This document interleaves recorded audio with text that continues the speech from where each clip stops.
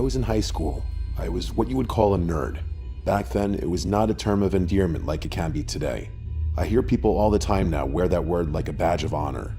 For my friends and me, it was like getting hit in the stomach repeatedly. High school was just different then. We would get beaten up for not liking the same music or not being into sports.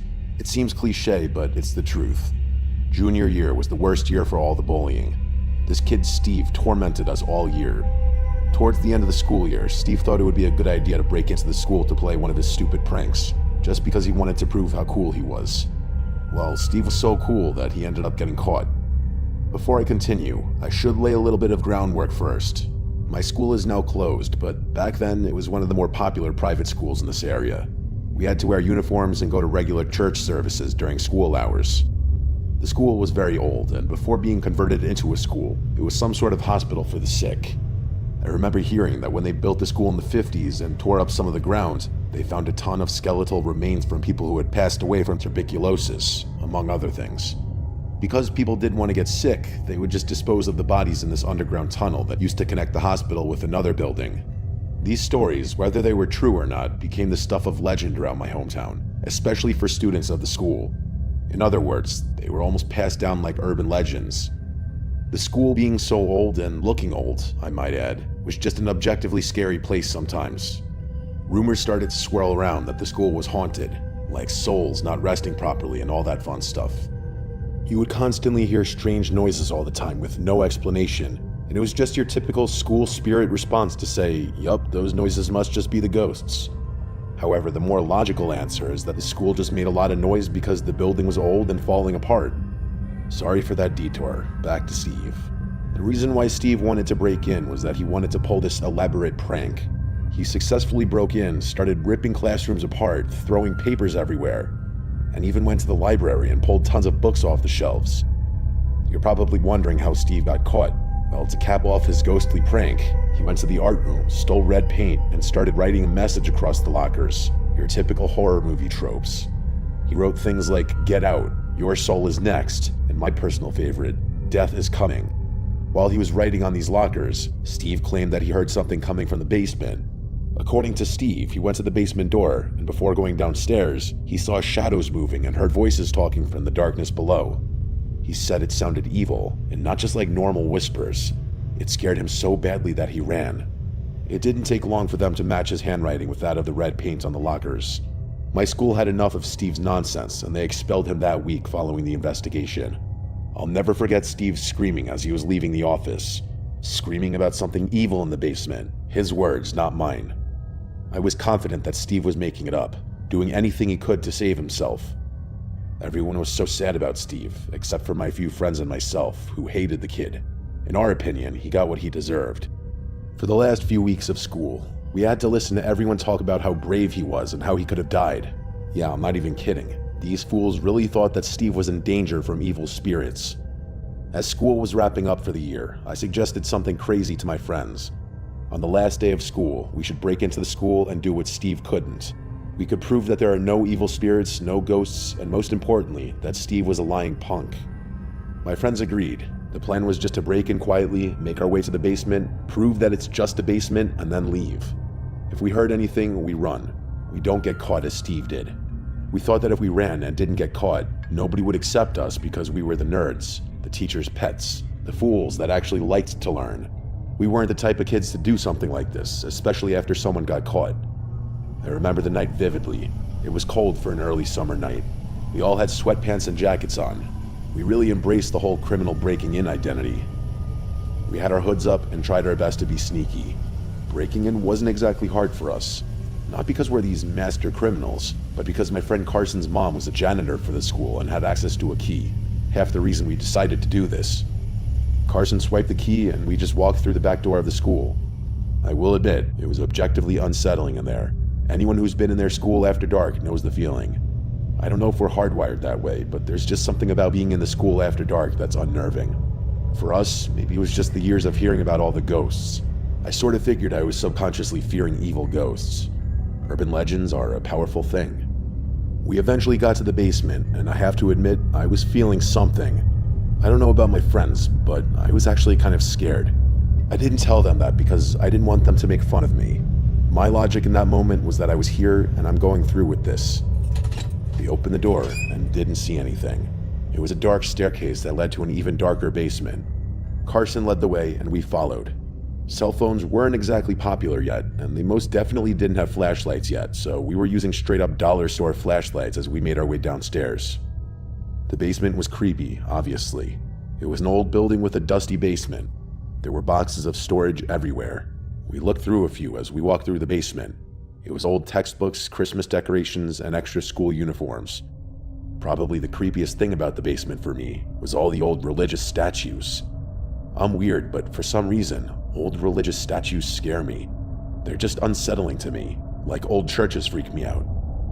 We continued exploring the basement for a few more minutes. We didn't find any people, but we did find out how massively huge the basement was. It felt like it extended forever. Our flashlights weren't even powerful enough to see the end of the basement from where we were standing. I know they were cheap flashlights, but still. Eventually, we made our way to one of the corners of the basement. It felt colder for some reason. We moved some of the boxes and couldn't believe our eyes. There was a small hole in the wall, I would say probably the size of a large beach ball. It was small, but large enough to crawl through. Carson wanted to check it out, but we were against it. Instead, we shone the flashlight through the hole. It was just dark. It looked like a tunnel. We all had the same idea. This was probably the remains of the tunnel where they had stored all the bodies back in the day. Carson convinced us that we had to at least crawl in a little bit and see. If we really wanted to prove there were no ghosts, we needed to check that spot. We played rock, paper, scissors to see who would go first, and I lost. I started my crawl through the dark tunnel, and I heard something. I stopped because I thought I had to be hearing things. I could hear my friends laughing because I had stopped already. I told them to shut up because I heard something, and I was trying to listen as hard as I could.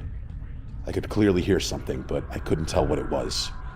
The only way I can describe it is that it sounded like whooshing. Not like wind, but something else. I shouted down the tunnel, and the whooshing sound slowly sounded like it turned into a whisper.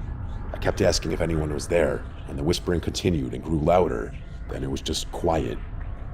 I could hear my friends asking me what the holdup was, but I couldn't answer. I just sat there in the tunnel, using my flashlight to give me any answer. I crawled forward a little bit, and then my flashlight picked up something. Squatting in the tunnel, maybe 15 feet away from me, was a person. They looked old and decrepit. I shouted, but didn't move. The person just stared back at me with vacant eyes and this unsettling half-opened look. He had no shirt on and was extremely skinny. I could basically see his ribs. I asked if they were okay, and they didn't move. As I tried to crawl backwards, the person literally lunged toward me in that squatting position. He was making this unnaturally weird noise. Trying to crawl backwards while staring at this person was the worst experience of my entire life. My friends were confused until I finally cleared the tunnel, and they saw this person crawl out after me.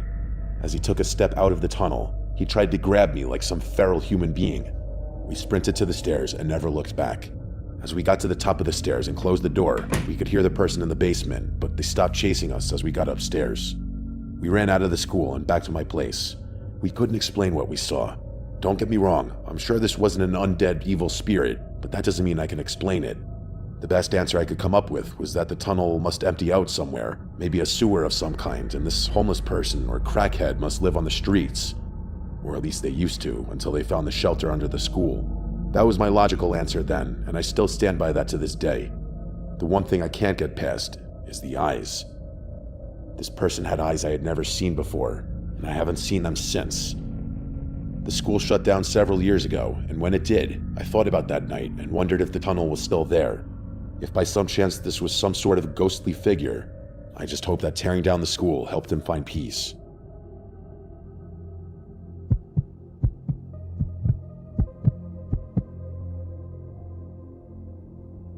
As great as the end of the school year is, there's nothing better than the parties that follow the end of the semester. After high school, all my friends went to colleges that were all over my home state and beyond, myself included. My college was 8 hours from where I grew up, and 2 states away. I couldn't wait to get home after finals so I could see my friends again, and more importantly, party it up. We had already planned this huge party at my friend Logan's house. His parents had this mansion in the middle of nowhere with a pool, a huge backyard with a bonfire, and tons of places to crash. It was an ideal location for a party, especially because his parents were going out of town the first weekend that we were all going to be home.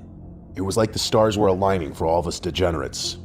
Before the party started, I met up with Logan and a few other friends. We went to the mall, grabbed some food, and shared stories about our college experiences so far. A more accurate way to put that is we shared stories about how the party scenes at our colleges were. Before the party, we talked about ways to spice things up. How could we make this party more epic than it was already going to be? Logan suggested making it a costume party.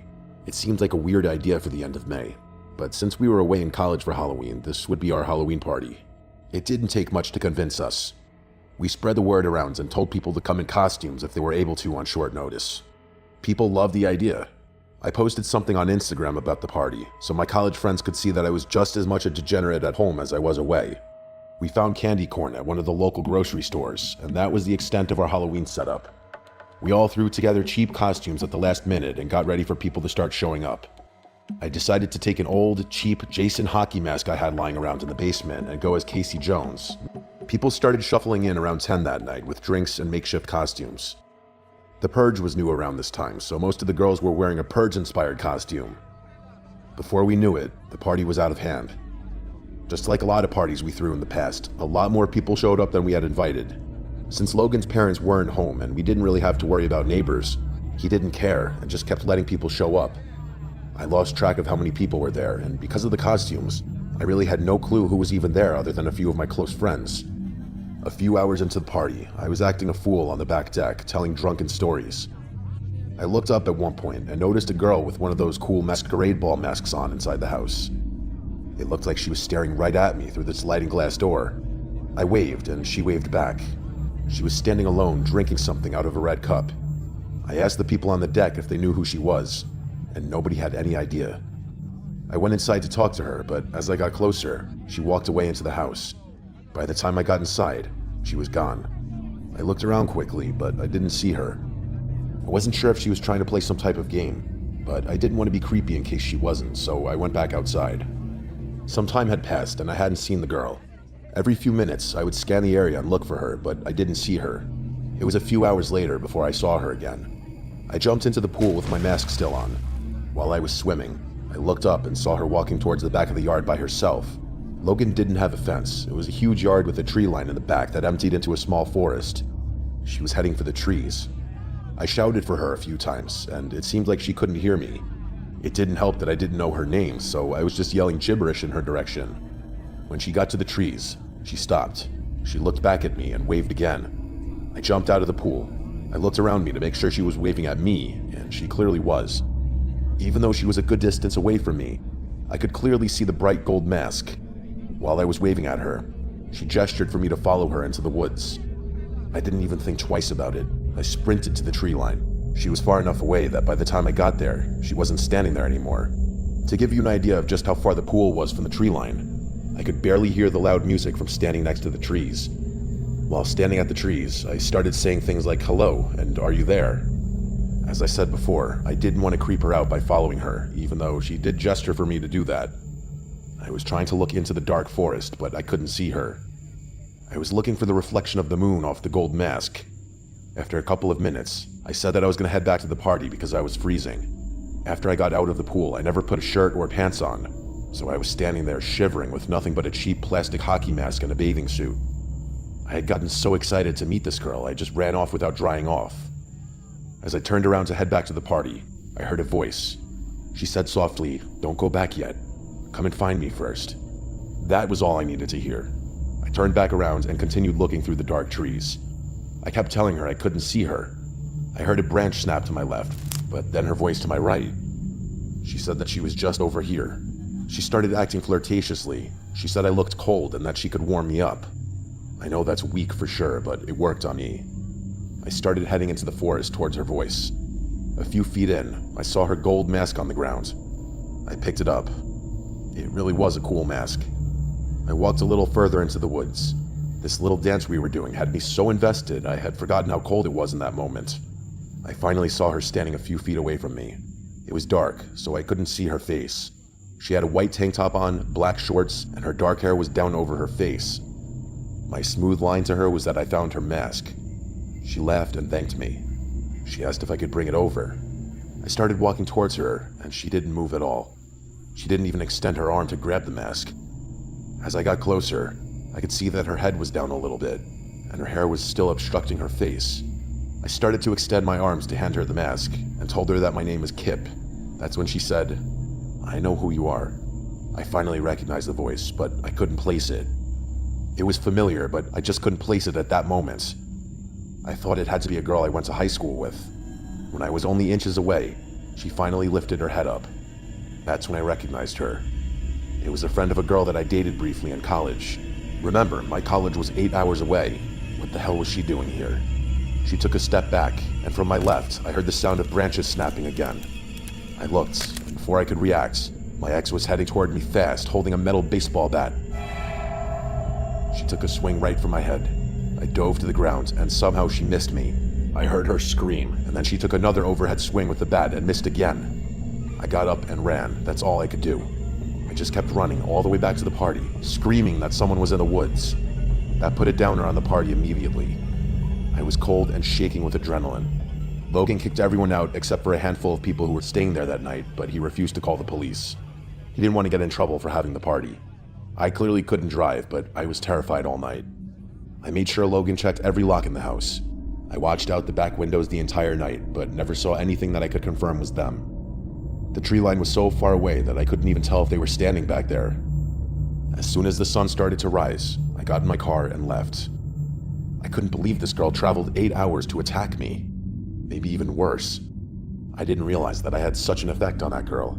We only dated for a few weeks, and I ended things because she seemed a little unhinged. She constantly wanted to see my phone and my emails, which I hated, but I never refused. I would go back to my dorm after class, and she'd already be in my room asking why I was 2 minutes late. It was just too much, especially for something that was only a few weeks in. Well, my harmless breakup must not have been that harmless after all. I spent the rest of that summer constantly looking over my shoulder. Every time I saw a girl who even remotely resembled her, I got in my car and left. I can say that she helped me mature, even if it was unintentional. I stopped drinking and even partying hard after that night. She didn't go back to that college after that summer, and I never saw her again. For a while, I tracked her on social media, but eventually she got rid of that. Be careful what you say to people. Sometimes what you say may seem harmless to you, but it can have profoundly different effects on other people. I can't imagine the thought process of driving that far and planning to cause harm like that. If she had made contact with the bat, I don't think I would be sitting here writing this story today.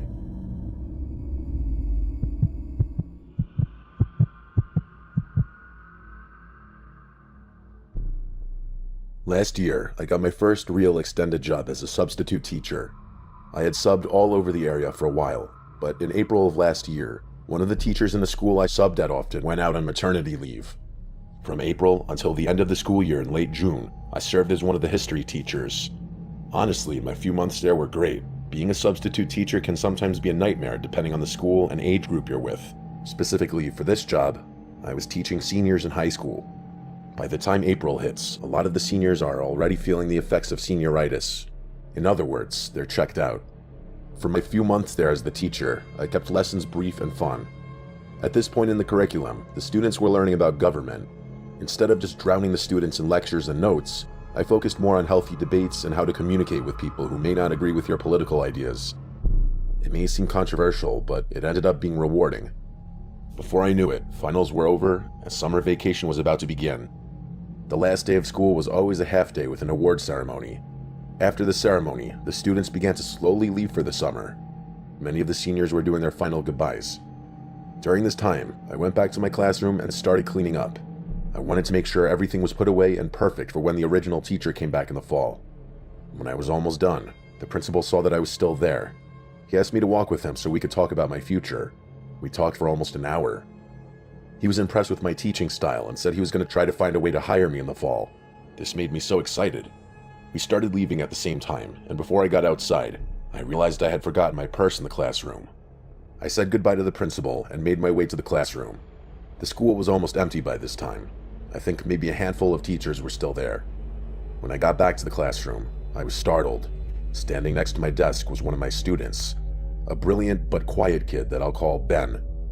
I asked what he was doing, and he just looked at me and shrugged. He didn't say anything.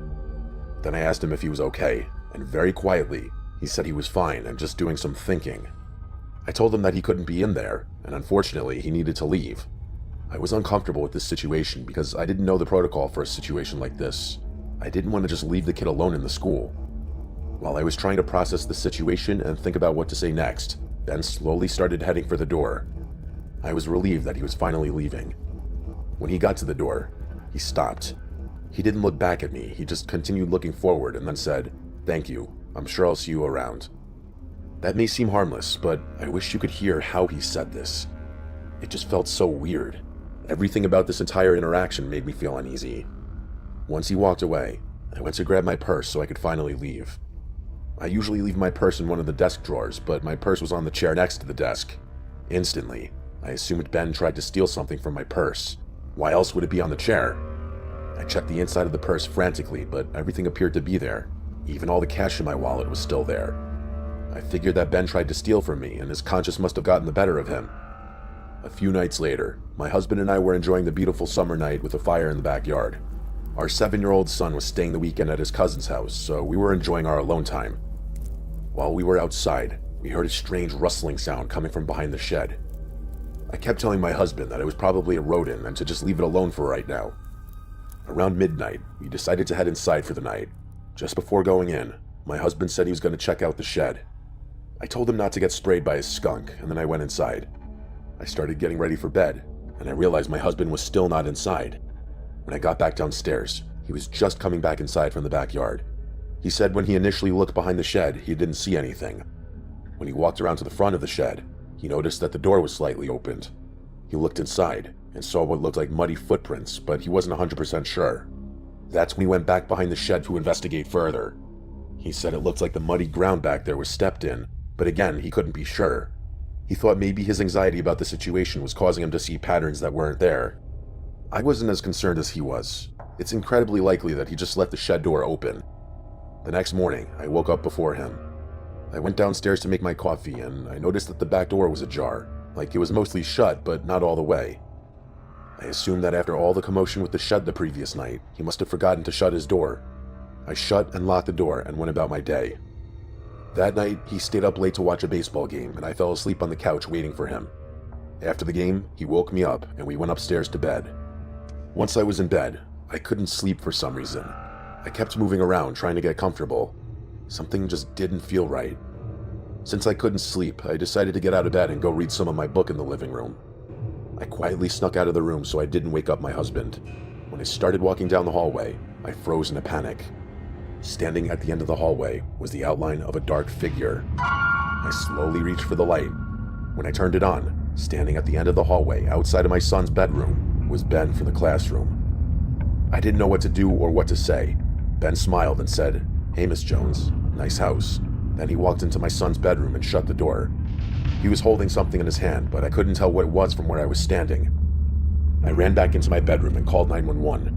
I woke up my husband, and immediately he ran to our son's room. As he entered the room, Ben was trying to climb out the window. He tried to grab him, but he ended up jumping from the 2-story window to the ground. He landed on his feet and continued running. My husband stayed with me and waited for the police. I told the officer who he was. They went to Ben's house and spoke with his parents, who told them that Ben had been there all night. When the officer spoke to Ben, he told them that he had been sleeping for hours, so it couldn't have been him. The police basically told me that there was nothing they could do. It seemed crazy to me. This kid was literally in my house. They said if something happens again, call them, but until then, they weren't able to do anything. I barely went outside for the rest of the summer. I changed all our locks just in case and invested in cameras all around the house. My husband told me that he probably got our home address from my ID, which was in my purse. That would explain why my purse wasn't in the drawer. What still makes me sick is that he was entering my son's room. I can't even imagine what he was doing in there. What if my son had been home? My son spent a lot of time with his cousin last summer because I was terrified to have him sleep at home. When he's older, I'll tell him why. As of writing this story, I have no idea where Ben is. Thankfully, there's never been another incident. I don't get it though. He was always a nice kid in class, and he always respected the other students and me. That night when I saw him in the hallway was the first time I got to witness in real time what mother's intuition is. If I had stayed in bed 10 seconds longer, I would have never seen Ben in the hallway. We currently have our house on the market and hope to move very soon. When I'm out of that house, I'll finally be able to get a good night's sleep.